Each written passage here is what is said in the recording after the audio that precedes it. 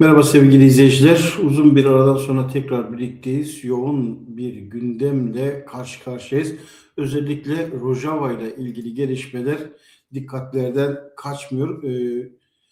Tarih tekerrür mü ediyor? Kürtler yine bir Cezayir Anlaşması'yla yine 1974'ten 1980'lere 90'lara kadar tekrardan kurban mı ediliyor? Yeni süreçte neler olacak? Ne bekleniyor?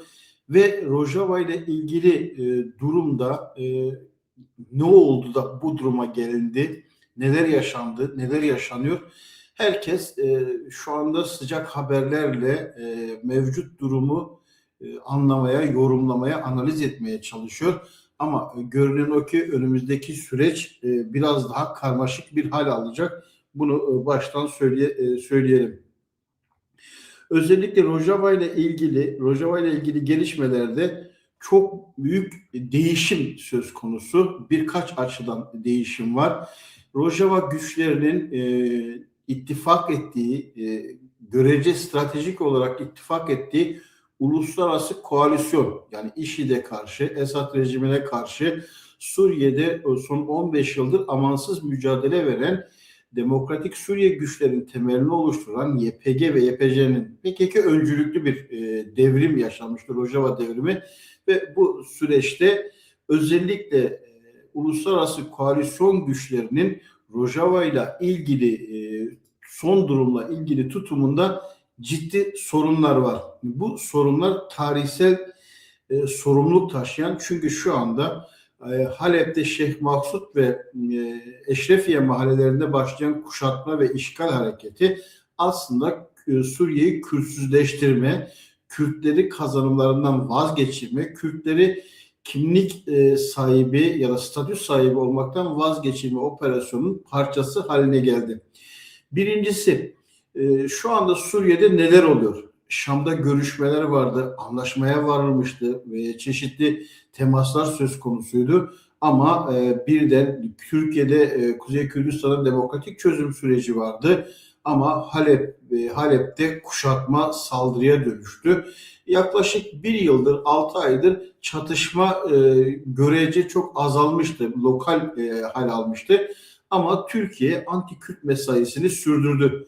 Çözüm süreci, PKK ile anlaşma ya da değişik ad verilen bu süreçle ilgili Türkiye kendi mesaisini iki yönlü yürüttü. Birincisi, anti-Kürt politikasını devam ettirdi. Kürtleri statüsüz bırakma çabasını sürdürdü. Suriye'yi esas aldığı, Suriye ve Şam merkezli mücadeleyi Kuzey Kürdistan'daki süreçle perdeleyerek Şam'a kaydırdı. Bütün varlığını, yoğunu ona yatırdı ve şu anda bunun sonuçlarını alıyor. Bunu nereden anlıyoruz?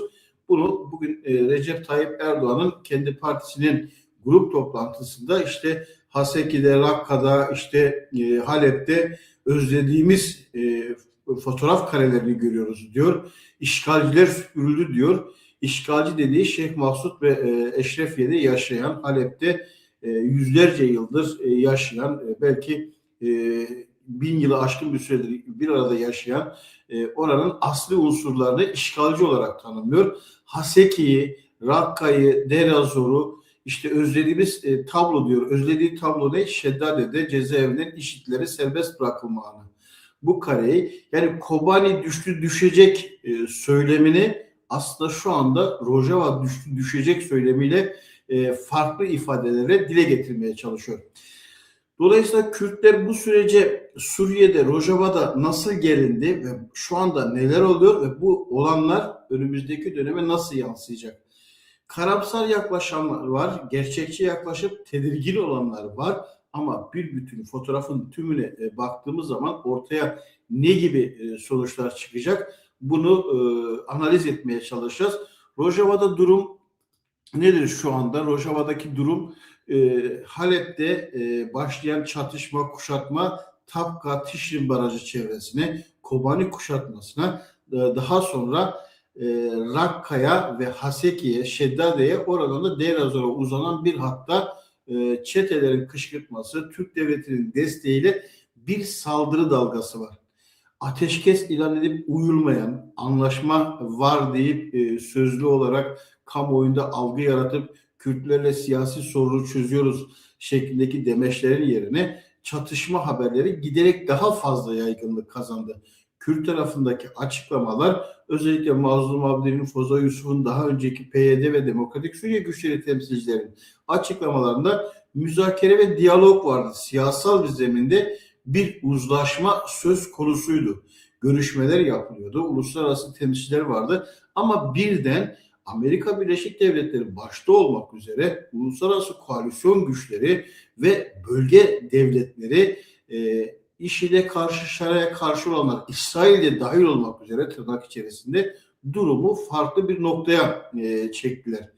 Bunun öncülüğünü kuşkusuz Türkiye yapıyor. Katar'la birlikte yaptı. Şam'da bir düzenleme yaptı. Türkiye bütün varını yoğunu anti-Kürt politikaların merkezini Şam merkezli olarak ele aldı ve Kürtleri Rojava'da ezme politikasını yürürlüğe geçirdi. Bunu yaparken Türkiye Amerika Birleşik Devletleri'ne büyük oranda tavizler verdi. Trump'la Erdoğan görüşmesinde aslında bu projede Trump ikna edilmişti. Kürtler buna rağmen uluslararası güçlerin de arabuluculuğunda çözümü siyasal zeminde sağlamak için çaba sarf ettiler. Kuzeydeki demokratik çözüm süreci diye tanımlanan süreçten Türk devleti faydalandı ve Kürtler bu konuda masum bir şekilde kendilerini oyalatır pozisyonda tuttular. Şu anda da Kuzey Kürdistan ve Türkiye'deki durumda hala bu. Süreç yanlış mı? Değil. Ama sürecin gerekleri yerine getirilmediği zaman Kürtler üzerindeki soykırım tehlikesinin ortadan kalkmadığını gösteren en önemli örnekler, somut yaşanan gerçekler Halep'te başlayan ve şu anda Rojava'nın tümüne yayılan işgal ve soykırım saldırıları. Dolayısıyla burada Türkiye ne yaptı? Türkiye, ABD ve İsrail'i ikna etti. Bunun karşılığında hem ekonomik ve siyasal diplomatik tavizler verdi. İsrail'in Suriye'nin güneyine yerleşmesi ve etkili olması konusunda söylemlerini azalttı ve tedavülden kaldırdı. İkincisi ve en önemlisi, belki de bu sürecin son söylenecek cümleyi başta söyleyip onu açıklayalım. Şu anda IŞİD'lilerin serbest bırakılması, El Şara'nın desteklenmesi, Suriye'de desteklenmesi aslında en genel anlamda şu manaya geliyor. Orta Doğu'da Sunni Şii ekseni olarak tanımlanan, Sunni eksende ABD'nin ittifakları olan Suudi Arabistan, Körfez ülkeleri ve radikal İslamcı örgütlere kadar uzanan cephe yeni bir düzene girmiş oldu. Anti-Şii ittifakı, yani İran karşıtı ittifakta Şer cephesini farklı farklı tanımlayan ABD ve İsrail şu anda İran'ı hedef alan, aynı zamanda Irak'ı ve Suriye'yi yapısal olarak değiştiren bir hamle içerisindeler. Sınırların değişmesi, sınırlar değişecek diye Netanyahu ve Trump'ın sözlerinin ne anlama geldiğini şimdi daha iyi anlıyoruz. Mevcut durumda olan ya da olacak olan şu: İran'a karşı mücadelede yeni bir ordu, savaşan güç yaratmak konusunda El Şara'nın üzerinden IŞİD'leri İran, yani Şii cephesine karşı örgütlenme aşaması söz konusu. Bu konuda da verilen taviz Kürtler üzerinden oldu. Yani Suriye'yi Sunni İslamcı bir Arap devleti haline getirerek Şii ekseninde, çünkü eskiden Suriye Şii ekseninde olan bir devletti. Dolayısıyla ve Irak'taki Şii nüfus yoğunluğu ve İran'a uzanan ve Yemen'e uzanan bir süreçte geçtiğimiz dönemde İran nüfusunu Orta Doğu'da çok etkili kullanmıştı. İran sınırlandırıldı ama Şii cephesinin daha da zayıflatılması için Suriye'ye operasyon yapıldı. Irak'ta dengede tutuldu ve şu anda bütün Arap devletleri Şii-Sünni çelişkisi üzerinden Ahmet El Şara'nın yanında objektif olarak birleşmiş durumdalar. Türkiye de bunun öncülüğünü yapıyor Katar'la birlikte. Dolayısıyla İsrail'in de taktik olarak, stratejik olarak İsrail bu gidişata karşı, ama taktik olarak bu durumda İran'ın daha fazla zayıflatılması meselesinde, çünkü Irak kontrol edilebilir bir devlet düzeyine çekildi. Suriye'de yapısal değişikliklerle istenilen nüfuzunu en etkili biçimde İsrail kullanmaya çalıştı ve şu anda İran gibi bir gücü zayıflatmak, belki de daha da müdahaleye açık hale getirmek için Suriye'nin Sunni Arap karaktere büründürülmesi konusunda Kürtlere karşı taarruz operasyonunun başlatılmasının altında yatan temel gerçeklerden bir tanesi bu. İkincisi, lokal olarak bölge devletleri, özellikle Suriye içindeki güçlerin Türkiye'ye ve Katar'a yaslanması, aynı zamanda Avrupa Birliği ve ABD'nin de bu güçleri destekler, uluslararası alanda meşruiyet kazandırması, şaraya meşruiyet kazandırması, Kürtler karşısında, yani Kürtlerin IŞİD'e karşı mücadelede başarılı olması, uluslararası koalisyonla birlikte uyumlu hareket etmesi, Suriye'nin dönüşümü sürecinde çok büyük bedeller vermesi, bunlar için aslında pragmatist bir politikanın sonucu olarak Kürtleri, Türkçesi şu, Kürtleri kullandık. Şimdi Kürtlere fazla ihtiyacımız yok. Biz şarayı kullanmak istiyoruz. Dolayısıyla şarayla önümüzdeki süreci daha da iyi planlayabiliriz. Türkiye fırsatçılığı yakalayarak, Türkiye'nin fırsatçılığı iki yönlü. Birincisi, Kürtleri Kuzey Kürdistan'da çözüm sürecinde oyalayarak, perdeleyerek, etkisiz ve pasif hale getirerek, Suriye'de ise diplomasi, askeri güçlerin tümünü kullanarak Kürtlere karşı taarruz operasyonunun ana dinamiğini oluşturdu diyebiliriz.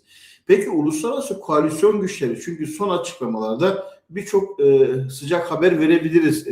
İşte Şeddade'de IŞİD'lilerin serbest bırakılması, Haseki'nin kuşatılması, Kobani'nin kuşatılması, Rakka'nın kuşatılması, Deir ez-Zor'a saldırıların başlaması, Demokratik Suriye güçleri içerisindeki Arap askeri güçlerin ayrıştırılma çabası, bütün bunlar Türk istihbaratının şarayla birlikte uzun zamandır altyapısını hazırladığı ve hamleye dönüştürdükleri bir süreci yaşıyoruz. Dolayısıyla Kürtlerin çözüm konusunda, barış konusunda, demokratikleşme konusunda ortaya koyduğu tutum, tavır ve politikalar karşılıksız bırakıldı. Kürtler bunun farkında mıydı? Evet, farkındaydı. Tedbiri var mıydı? Evet, tedbiri vardı ama karşıdaki güç öylesine bir hal aldı ki. Çünkü uluslararası koalisyon güçlerinin ABD üssünün en yakın olduğu, Şeddade cezaevine en yakın olduğu süreçte IŞİD'ler patır patır serbest bırakılırken, IŞİD'i gerekçe göstererek uluslararası koalisyonu kurup Suriye'de kalan güçlerin tavırsız kalmasının çok büyük bir anlamı var.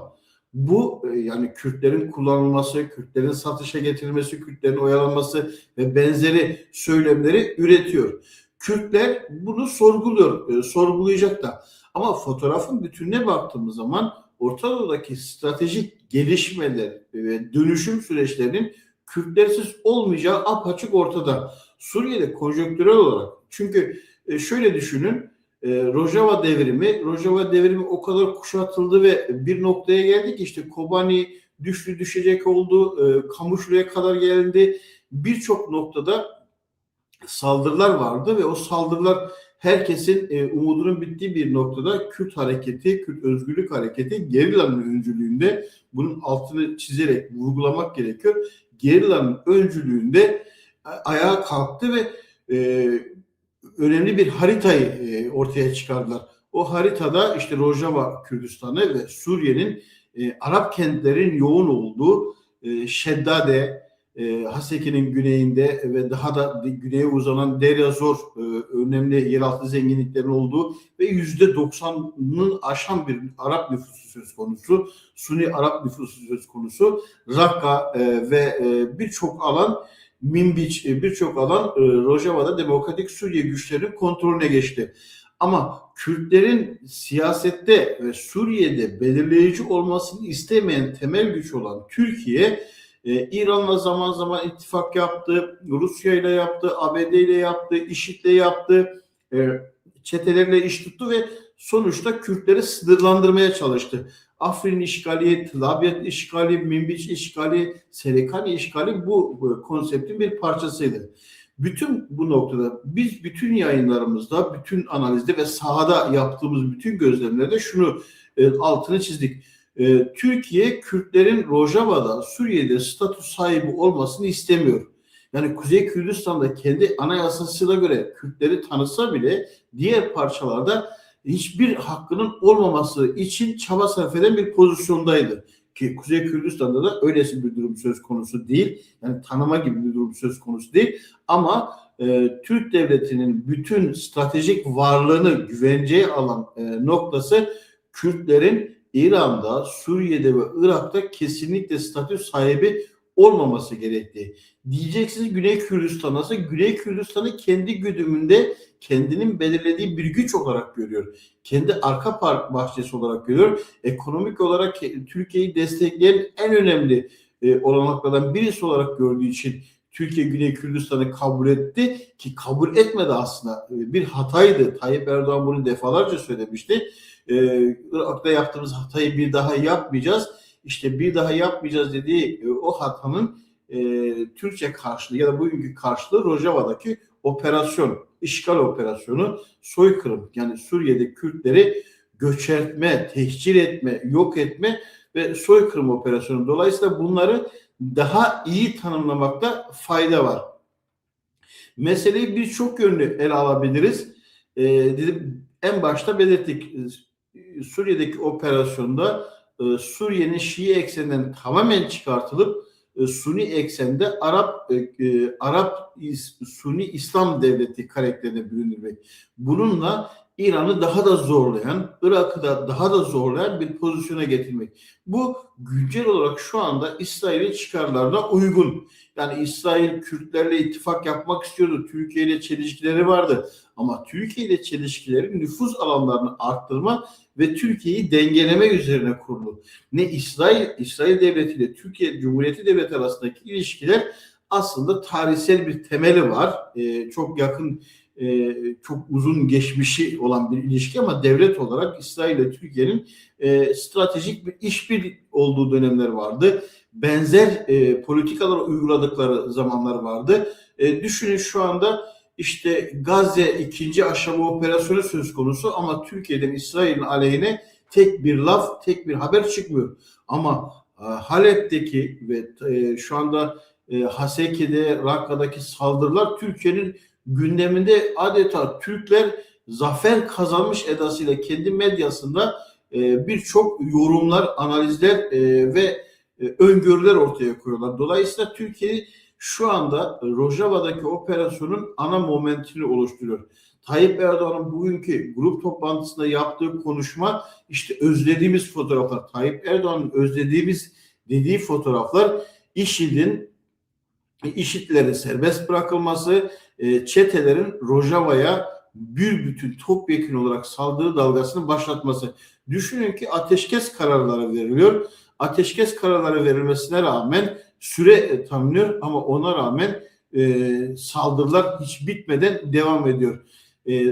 Ateşkese hiçbir şekilde uyulmuyor. Anlaşma yapıldı deniyor. Anlaşma metni medyada yer alıyor. İmzalar sözüm ona gösteriliyor. Siyasi bir çözüm söz konusuyken aksi durumlar ortaya çıkabiliyor. Dolayısıyla Kürtleri kim neden sattı? ABD ve İsrail İran operasyonu için Suriye'yi arka bahçe olarak kullanıp yeni bir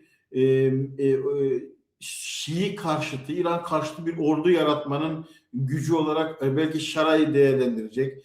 Türkiye hem ABD'ye hem İsrail'e çok büyük tavizler verdi. Filistin'de verdi, Suriye'de verdi, askeri ve belki ticari alanda çok büyük tavizler verdi. Bunun karşılığında Kürtlere saldırıda kimse ses çıkarmayacak boyutuna geldi. Dolayısıyla bütün bunları çok gönül almak lazım. İkincisi Kürtler açısından birçok yorumcu, birçok kesim işte Kürtlerin izlediği politikalar yanlış, işte ABD ile İsrail ile ya da farklı devletlerin şu anda ittifak içinde olan devletler bile örneğin NATO içinde üye olan mesela Danimarka ile ABD Grönland adası üzerinden acayip bir çelişki yaşıyorlar. Avrupa Birliği ve ABD birçok noktada çelişki yaşıyorlar. Ama stratejik olarak çıkarları neye dayalıysa taktik olarak birbirlerine büyük tavizler verebiliyorlar.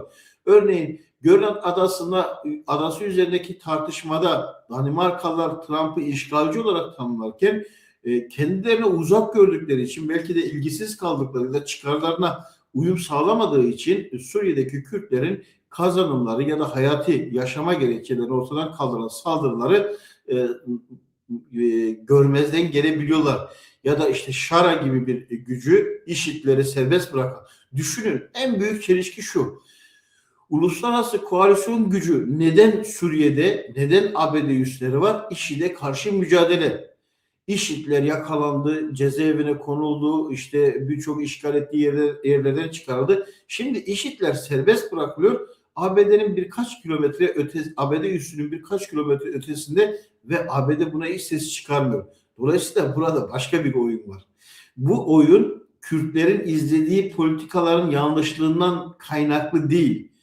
Bu güçlerin ABD gibi ya da bölge güçlerinin ya da müttefik gibi görünen güçlerin kendi çıkarlarının nereden başlayıp bittiğini, nerede ses çıkarıp nerede ses çıkarmayacaklarını kendilerine göre ayarladığı bir durum. Yani Kürtlere göre ayarlanan bir durum değil. Dolayısıyla Kürtlerin şu anda yaptığı en doğru şey direnmek, sokaklarda işte birçok yerde eylemlerle etkinlikleri ortaya koymak. Ama burada belki de gündeme getirilmesi ve tartışılması gereken nokta şu. Türkiye Devleti, Türkiye Cumhuriyeti Devleti Kürtleri silahsızlandırma üzerine kurulu bir strateji uygulamaya çalışıyordu. Oysa şu anda mesela gerilaya, Halep'in, Kobani'nin, Haseki'nin, Rojava'nın gerilaya ne kadar büyük ihtiyaç duyduğunu bütün dünya alem biliyor. Dolayısıyla gerilanın varlığı, Kürtlerin silahlı gücünün varlığı, gerilla kelimesinin altını özellikle çiziyorum. Çünkü Demokratik Suriye güçleri mevcut devlet sistemlerine göre ya uluslararası ilişkilerdeki konuma göre örgütlenmiş bir noktaydı. Oysa gerilla gücü halk direnişinin halkın öz direnişinin kendi gücüydü. Dolayısıyla Kürtlerin bunu gözden geçirebilecekleri, Kürt Halk Önderi Abdullah Öcalan Kürtler üzerinde soykırım politikaları olduğu müddetçe Kürtlerin öz savunması olacaktır belirlemesi de bu ölçüde doğruydu. Dolayısıyla şimdi işte kendilerine göre hala bugün Türk medyasında özellikle Abdülkadir Selvi'nin özel savaş algıları, Kürt Halk Önderi Abdullah Öcalan darbe mekaniğinden bahsederken o Kandil'in darbe mekanizmasının parçası olarak tanımlamaya çalışıyor. Dolayısıyla Türk Devleti'nin anti-Kürt politikası bir şekilde kendisini Rojava'da ve Suriye'nin genelinde net bir şekilde ortaya koydu. Tayyip Erdoğan'ın bugün grupta yaptığı konuşma bunu birebir teyit ediyor. Tayyip Erdoğan'ın söylediği cümle şu: Halep'te, Haseki'de, Rakka'da, Şeddade'de, Deryazor'da özlediğimiz fotoğraf karelerini görüyoruz. İşgalcilerden oralar kurtarılıyor. Özlediği fotoğraf kareleri IŞİD'leri serbest bırakılması ve özlediği fotoğraf kareleri Kürtlerin yerinden yurdundan edilmesi, Kobani gibi bir kuşatmanın ya da Kobani gibi yine bir işgal hareketinin başlatılması olduğunu söylüyor. Tayyip Erdoğan bunu çok sevinerek, övünerek söylüyor ve Suriye'nin doğru yaptığını söylüyor. Yani Kürtlerin Kürt karşıtı politikanın artık bunun ötesinde herhangi bir itirafı söz konusu olamaz. Kürtlerin izlediği politika, izlemesi gereken politika, Kürt Özgürlük Hareketi'nin yarım asıl aşan tecrübesi de ortada sabit bir noktaya gelmiş durumda.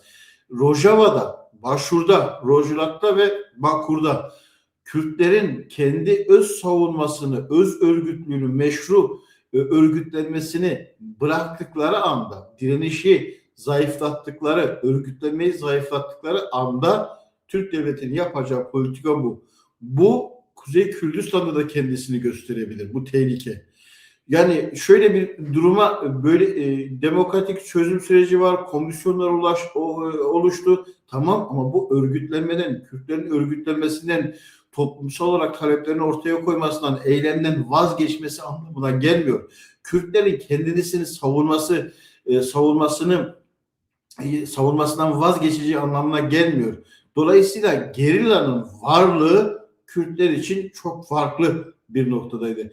Doğru, Kuzey Kürdistan'da çok yarım asrı aşan bir mücadele deneyiminde büyük kazanımlar ortaya çıktı. Büyük bir birikim, kültür yaşandı ama 15 yıldır Rojava'da somutlaşmış bir Kürt kazanımları söz konusuydu.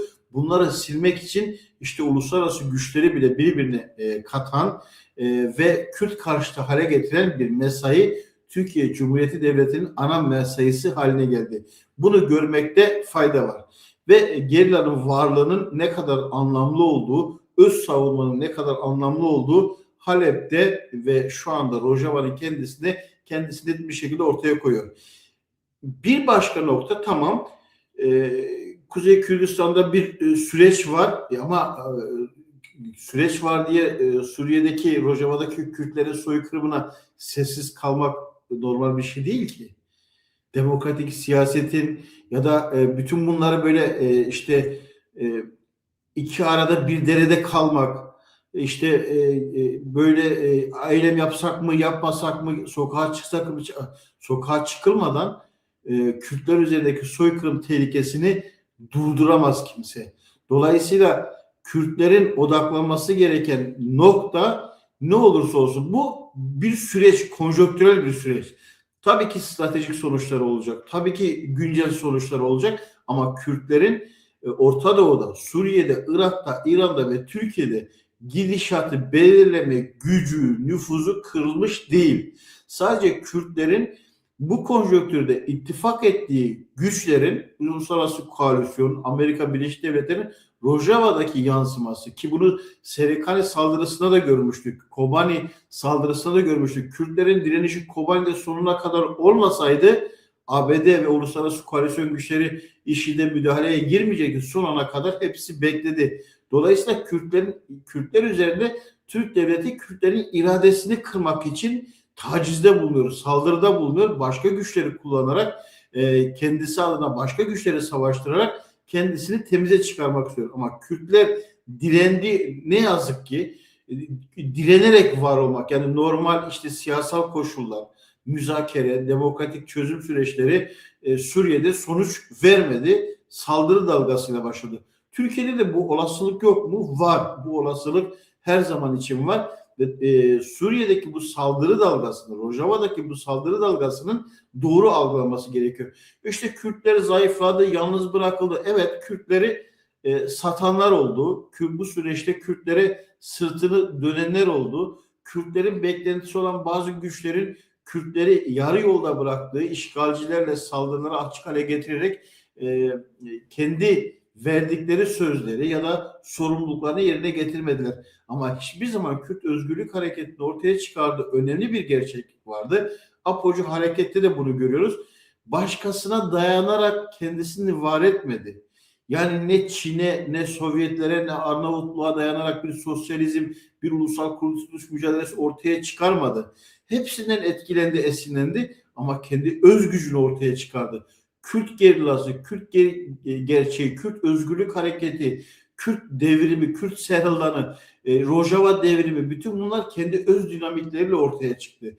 Dolayısıyla Kürtlerin kendi öz dinamiklerinden uzaklaştığı oranda yenileceklerini düşünmek gerekiyor. Yoksa bazı ittifak eden politikalar vakti zamanda başka güçleri vardı. Yunanistan Kürt Özgürlük Hareketi'nin en önemli ittifaklarından biriydi bir dönem. Ama uluslararası komploda yer aldı. Ama sonuçta Kürtler daha büyük kazandı. Bütün bunları tarihsel bağlamda, yani sorunları evet duygusal olarak, vicdani olarak, ahlaki olarak zorlandığımız bir nokta. Birçok noktada insanlar elinden geleni yeterince yapamadığını biliyor. Böyle bir zorlanma söz konusu. Ama nihayetinde ortaya çıkan sonuç şu: Kürtler kendi öz dinamikleri ve kendi öz irade ve mücadeleleriyle var oldular. Bu Rojava'da da böyle oldu. Ahmet Zindanı'nda da böyle oldu. Kandil'de, Zap'ta, Cudi'de, Botan'da, Dersim'de de böyle oldu. Şırnak'ta, Cizre'deki serhildanlar da böyle ortaya çıktı ve dolayısıyla bu süreçte bu sattı ya da böyle yaptı, belki bizim yaptığımız başlık bu. Bunu anlatabilmek için bunu sattı. Kürtlerin kendi öz iradesine, kendi halk gerçekliğine dayalı olarak ortaya çıkardıkları mücadele deneyimi var ve bu mücadele deneyimi birçok badireyi atlattı. Konjonktür olarak işte Rakka Esad'daydı, IŞİD'e geçti, IŞİD'den Demokratik Suriye güçlerine ve daha şimdi işte Şara yanlıları, Şara'nın geleceği var mı yok mu? Daha 2 hafta öncesinde Şaran'ın ölümü, sağ mı, yaralı mı, canlı mı, Londra'da mı, İstanbul'da mı, Ankara'da mı, Katar'da mı olduğu tartışılıyordu. Dolayısıyla bunlar geçici ve süreci çok daha karmaşıklaştıran bir şey. Kürtler açısından belli olan bir nokta var. Hemen şunu da belirtelim. Suriye'yi bilmeyenler ya da Rojava'yı uzaktan izleyenler, medyadan izleyenler şöylesi bir gerçeklik söz konusuydu. Zaten bu süreç siyasi olarak bir olgunlaşmaya varmıştı aslında. Ama Halep'teki saldırılardan sonra Türkiye'nin de taciziyle, tahrikiyle, motivasyonuyla çeteler taarruza geçmeye çalıştılar. Zaten Derazor'un, Rakka'nın durumu, Tapka'nın durumu, barajın, yeraltı zenginliklerinin, sınır kapılarının durumu hem 10 Mart'taki anlaşmada, 2025'teki anlaşmada hem de daha önceki süreçte Paris toplantısında, Şam'daki görüşmelerde ortaya konulmuştu. Ama şimdi bu konjonktürde, bu saldırı dalgası altından işte Rojava, Haseki gittik, Rakka gittik, kuşatıldı. Evet, çeteler bundan bir pratik fayda sağlamaya çalışıyorlar. Kendilerine güç devşirmeye çalışıyorlar. Ama Suriye'nin yeniden yapılanmasında böylesi bir nokta öngörülmüştü. Ama bu işte bir savaş hilesi, bu Türk devletinin Kürt karşıtı politikalarının sonucu olarak ortaya çıktığı için daha ağır gelebiliyor. Ama şunu da bilelim, altını çizelim. Mesela Rakka %75-80'i Arap, Sünni Araplardan oluşan bir kent, Arap kenti. Deir Zor bir Arap kenti. Haseki'nin bir kısmı. Tişrin, Tapka tarafı ve Kobani'nin batısı, güneybatısında Arap Şeddade ağırlıklı bir bölümü Kürtlerden ve Araplardan oluşan bir şey. Dolayısıyla hani Kürtlerin orayı işgal etme, oradaki zenginlikleri kendi zimmetine geçirme gibi bir durumu söz konusu değildi. Oradaki Arap aşiretleriyle Arap savaşçıları orası birlikte IŞİD'e karşı savaşıldı ve uluslararası koalisyon desteğiyle de bir sonuç ortaya çıkmıştı. Şimdi bu fotoğraf karelerinin değişmesi ama bu savaş ve çatışmalı ortamda kuşatmayla değiştirilmesi aslında çok büyük bir Kürt karşıtı politikanın Türkler üzerinden şu andaki Şam yönetimine, Şam Arap yönetimine, Sunni Arap yönetiminin bir kısmının Kürt karşıtlığıyla koalisyonu sonucu olarak ortaya çıktı. Türkler ve Şam yönetiminin ABD, İsrail ve uluslararası koalisyon güçlerine verdikleri sözler aslında önümüzdeki sürecin daha da karmaşıklaşacağını gösteren bir durum işaret ediyor. Bunu da böyle tanımlamak. Yani Suriye şöyle kalmayacak. İşte Ahmet El-Şara geldi, Şam'a yerleşti. 30 yılda, 50 yılda oraya yönetirim. Öyle bir durum yok. Suriye dışarıdan tanımlanabilecek, gözlemlenebilecek, analiz edilebilecek bir durum değil. Halep'in durumu da öyle. Düşünün işte Halep'te IŞİD varlığı vardı. Şiiler vardı. Başka örgütler söz konusuydu. Kürt Özgürlük Hareketi'nin güçleri vardı. Ve Halep bir anda el değiştirdi. Şam bir anda Esad'dan Şara'nın eline geçti.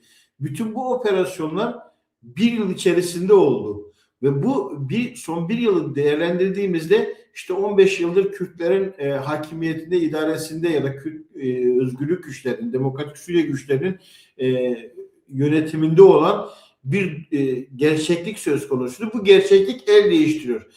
Normalde siyasal yollarla el değiştirmesi gereken bir noktayı işte gövde gösterisi yaparak Türkiye'nin tahrikiyle, provokasyonuyla işte tanklar gitti, işte Demokratik Suriye güçlerini ortadan kaldırdı, işgalciler, Kürtler yerlerinden sürüldü ve benzeri tanımlamalarla gerçeklik olmuyor. Şu andaki durum bir süre sonra çok daha değişik bir fotoğrafa dönüşebilir.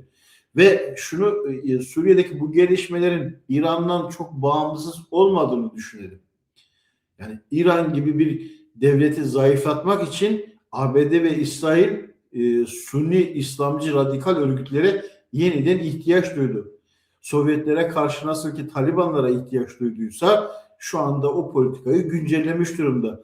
Suriye'de Şii eksenini geriletip Kürtlerden taviz verelim. Onların Kürtlerin haklarını bir süre daha tanımasak da Kürtlerin herhangi bir devleti ya da gücü söz konusu değil gibi görüyorlar. Devletler açısından, devletler hukuk açısından söylüyorum. Ama Kürt ulusal birliği, Kürt ulusal gücü, Kürt siyasal gücü bu durumu yine önümüzdeki dönemde kendi lehine, kendi özgürlük hedefleri uğruna değiştirebilecek bir potansiyele sahip.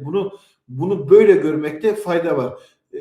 Algı yönetimi sosyal medya üzerinden özellikle sağdan Türk devletinin aldığı fotoğraf kareleri çok farklı yansıtarak Kürtleri yenilgili bir duruma mecbur kılan. Çünkü şöylesi bir nokta var ve çok önemli. Türk medyası Suriye'deki ve Rojava'daki şu andaki gelişmeleri şöyle yansıtmaya çalışıyor. Bak işte Öcalan demişti Demokratik Suriye güçleri de silah bırakacak. Onlar da direndi işte şimdi onlara karşı mücadele olur. Bu böyle olmamalıydı. Halbuki bu provokasyonu yapan Türk devletinin bizzat kendisi Tayyip Erdoğan, Hakan Fidaneli ile yine bu operasyonu yaptı. Kuzey Kürdistan ama Türk devletinin korkusu da. Bu fotoğraf kareleri önümüzdeki bir zaman dilimi içerisinde çok uzak olmayan bir zaman dilimi içerisinde Türkiye'de de yaşanabilir. Devlet Bahçeli demişti ki işte Maduro'yu gördünüz. Benzer durumlar bizim başımıza da gelebilir diye biz bu süreci başlattık. Türk devletinin o korkusu bitmedi. Stratejik olarak bitmeyecek. Böylesi politikalarla o korkusu ve kaygısı daha da fazla derinleşecek diyoruz.